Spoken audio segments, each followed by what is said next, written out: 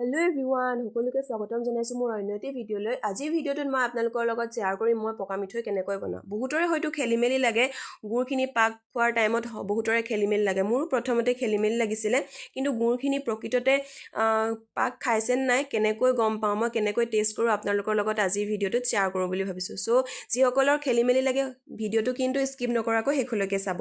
এতিয়া মই কি কৰিছোঁ, এয়া কেইটামান চফ গুটি, কেইটামান ইলাচি আৰু কেইটামান জালুক মই গৰম কৰি লৈছোঁ এখন টাৱাত আৰু এনেদৰে খুন্দনাত খুন্দি মিহি কৰি লৈছোঁ। আৰু এতিয়া গুড়খিনি এনেদৰে মিহি মিহিকৈ কাটি লৈছোঁ। আৰু এতিয়া মই এখন কেৰাহীত এবাটি পানী দিছোঁ আৰু কাটি লোৱা গুড়খিনি খুব ধুনীয়াকৈ মিহলাই লৈছোঁ।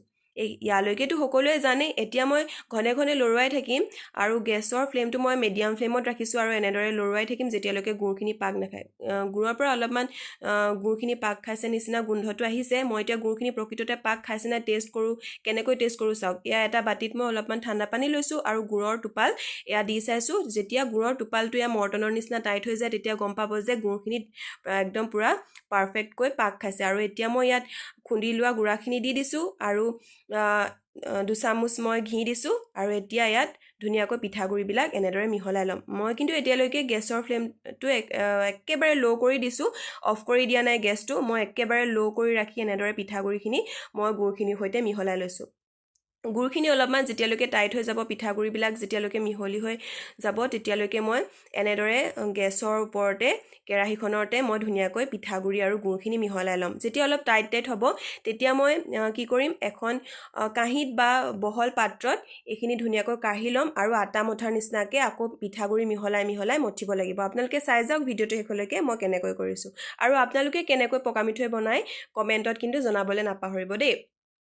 এইয়া চাওক, পকা মিঠৈ বনাবলৈ বহুত বেছি কষ্ট হয় আৰু বহুত বেছি আইডিয়াও লগাব লাগে নহয়নে।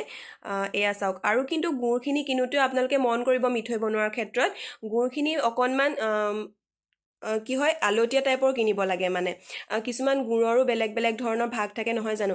এই অলপ মানে আলতীয়া টাইপৰ আৰু আঠা জাতীয় গুড় কিনিলে মানে মিঠৈ খুব ধুনীয়া হয়। কিছুমান গুড়ত কিন্তু মিঠৈ নহয়, আঠাটো নাহে। সেইটো কাৰণে আপোনালোকে গুড়খিনি কিনোতে মন কৰি ল'ব। এয়া মই এতিয়া কাঁহী এখনত গুড়খিনি ধুনীয়াকৈ কাঢ়ি ল'লোঁ আৰু এতিয়া এয়া চাওক পিঠাগুড়ি মিহলাই মিহলাই আটাৰ নিচিনাকৈ মঠি ল'ম যেতিয়ালৈকে অলপমান টাইট হৈ নাযায়। এয়া ইমানটো জোখত মই ৰাখি দিছোঁ আৰু পিঠাগুড়ি নিমিহলাওঁ। এতিয়া আপোনালোকে ইমানটো জোখত ৰাখিব যাতে লাডু লাডু কৰিবলৈ সুবিধা হয়। এয়া মই ইমানটো জোখত ৰাখি দিছোঁ, নহ'লে বহুত বেছি পিঠাগুড়ি মিহলাই দিলেও লাডু নবনিব, ফাটি ফাটি যাব, তাৰ পাছত কি হয় নষ্ট হৈ যাব। ইমানটো জোখত ৰাখি দিব। এয়া একদম গৰমে গৰমে কিন্তু লাডু লাডু কৰিব লাগিব। দেখিছেনে হাত পূৰা ৰঙা পৰি গৈছে। আৰু ফাইনেলি এয়া মোৰ পকা মিঠৈ ৰেডি হৈ গ'ল। ভিডিঅ'টো চাই কেনে